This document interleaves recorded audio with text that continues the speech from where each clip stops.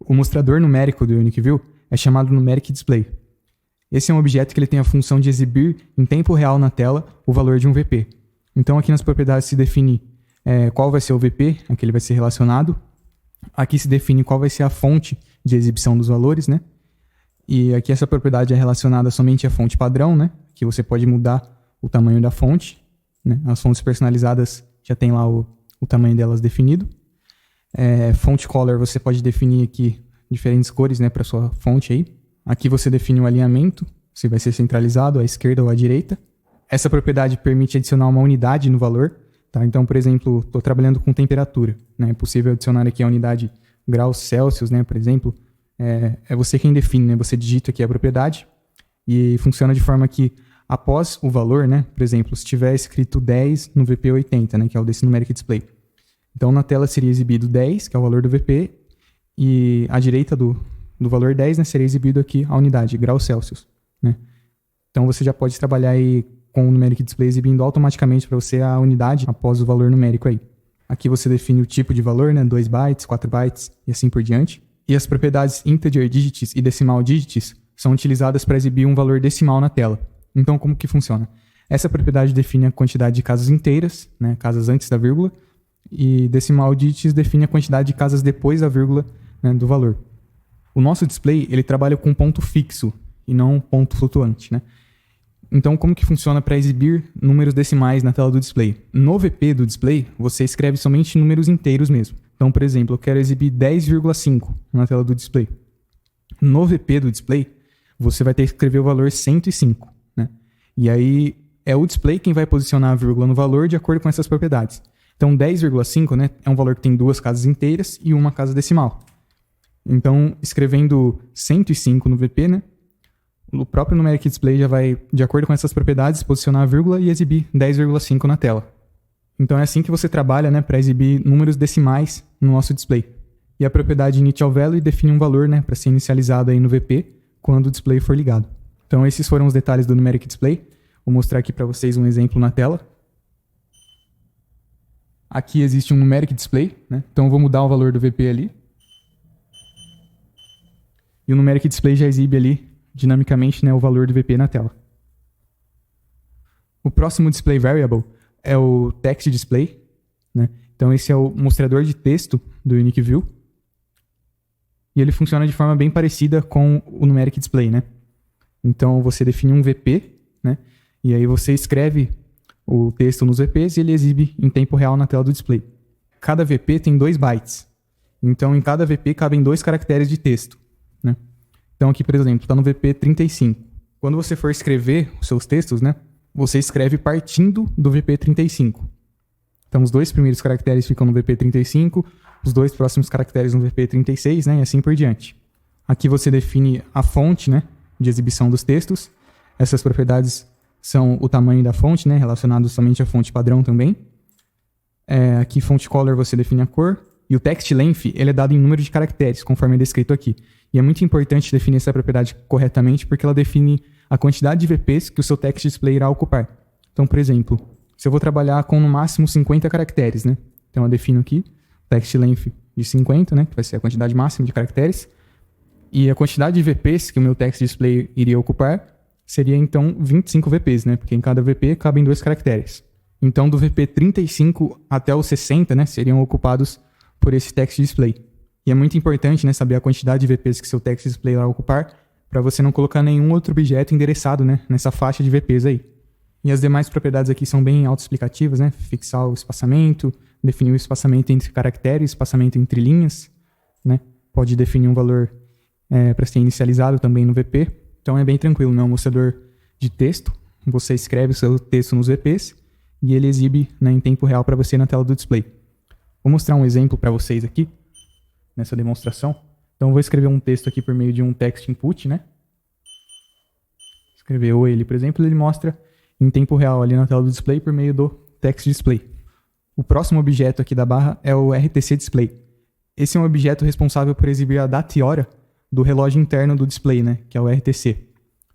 Então ele funciona de forma que você define aqui uma fonte, né, assim como no text display, E aqui nessa propriedade, né, você definiu o formato da data. Então você pode mostrar somente a data, somente a hora, ou mostrar a data e hora no formato que você deseja, né? Só precisa seguir esse padrão, né, que é descrito aqui. Então, por exemplo, para mostrar o ano, né, é o Y maiúsculo, para mostrar o mês é o M maiúsculo, né? Então aqui, por exemplo, o formato da data está dia, traço, mês, traço, ano, né? E aqui também tem a parte de hora, né? Então o H maiúsculo é a hora, minuto, segundo, e o W é o dia da semana, né? Então se eu quisesse mostrar, por exemplo, só dia, né, em vez de fosse traço aqui, dia barra mês barra ano, então posso substituir aqui, né, os traços por barra, né? Se eu quisesse que fosse pontos também pode, né? Então só precisa que as letras sigam o padrão, mas você que define aqui, né, qual vai ser o formato, né, de exibição e quais informações você deseja mostrar, né? Se eu quisesse mostrar somente o dia, mês e ano, por exemplo, né, eu posso apagar aqui as outras informações e exibir somente isso. Se eu quiser mostrar só o ano, né, eu posso colocar somente o Y maiúsculo aqui. Então, é de forma personalizada, né, que você exibe. E os valores, né, aqui do mostrador da RTC, eles são atualizados em tempo real na tela, de acordo com o relógio interno do display, né? Então, é dessa forma que funciona esse objeto. Então, aqui na tela do display, você pode observar, né, a data e hora atual do relógio interno, né, sendo exibido em tempo real, né? E já aproveitando, aqui você pode observar a função do próximo objeto, né, que é o Analog Clock. Esse é um objeto que mostra a hora do display em formato de relógio analógico, né? Então tem os ponteiros aqui, né? E ele funciona aí, né, de acordo com o relógio interno do display também. Então, para configurar esse objeto, né, você tem que trabalhar com ícones, né? Então você vai ter que ter um ícone de hora, o ícone de minuto e o ícone de segundo, né, os ponteiros ali. E aí você define aqui a biblioteca de ícones, né? E aí você define o centro de rotação, né, do ícone de hora. Então você vai definir lá o centro de rotação do ícone de minuto, de segundo, né? E aqui você define qual vai ser o ícone de hora, né, dentro da biblioteca lá, qual vai ser o ícone de minuto e qual vai ser o de segundo, né, de acordo com o ID deles na biblioteca. Então é bem simples, né? Basta selecionar qual vai ser o ícone e qual é o centro de rotação e o relógio analógico já vai funcionar automaticamente lá na tela do display, né? E os próximos display variables aqui, esse é um mostrador de número, né, em formato hexadecimal. Então ele funciona assim como o numeric display, né? Ele exibe em tempo real o valor de um VP, só que nesse caso é em formato hexadecimal. Não vou entrar muito em detalhes, né, sobre como configurar ele, mas é a mesma ideia. E esse é um objeto responsável por exibir um gráfico no display, né? Então ele faz uma curva do tipo trend curve. E existe um outro exibidor de gráficos também que faz uma curva cíclica, né? A curva cíclica está desativada aqui porque ela só funciona para os displays da família J, né? Então se eu mudar aqui a configuração de firmware para um display da família J, esse objeto vai ser habilitado aqui, né? E esses dois objetos, eles têm propriedades um pouco mais complexas de se configurar, né? Então eles não vão ser detalhados aqui no treinamento, mas eles vão ser detalhados em tutoriais à parte aí no canal, né? Já existe um tutorial aí de Trend Curve e o Cyclic Curve também é bem parecido, né? Então você pode conferir esses tutoriais, eu vou deixar o link na descrição aí. Mas só para vocês entenderem, né, a diferença, para quem não sabe a diferença entre o Trend Curve e o Cyclic Curve, né? Uma curva do tipo Trend Curve, né, ela é feita de forma que você desenha o gráfico, né, e quando chega aqui no final da tela, né, o gráfico ele é deslocado para a esquerda e os novos pontos da curva são desenhados aqui no final da tela. E a Cyclic Curve, né, o gráfico ele é desenhado e quando ele atinge aqui o final da tela, né, atinge o limite da tela, ele retorna aqui para o início da tela, né? Então é feita uma curva cíclica mesmo. Então esse foi um exemplo, né? Essa é a diferença entre esses dois tipos de gráfico. E esses objetos funcionam, né, de forma que a curva é feita de forma totalmente dinâmica, né? Então você envia lá, né, os pontos para o display e o display desenha a curva para você de acordo com os valores que você está enviando. Mas isso é tudo detalhado certinho lá nos tutoriais de gráfico. Esse objeto, o Graphic Primitive Display, ele tem várias funções para desenhar coisas na tela, né? Por exemplo, desenhar um retângulo, desenhar uma linha.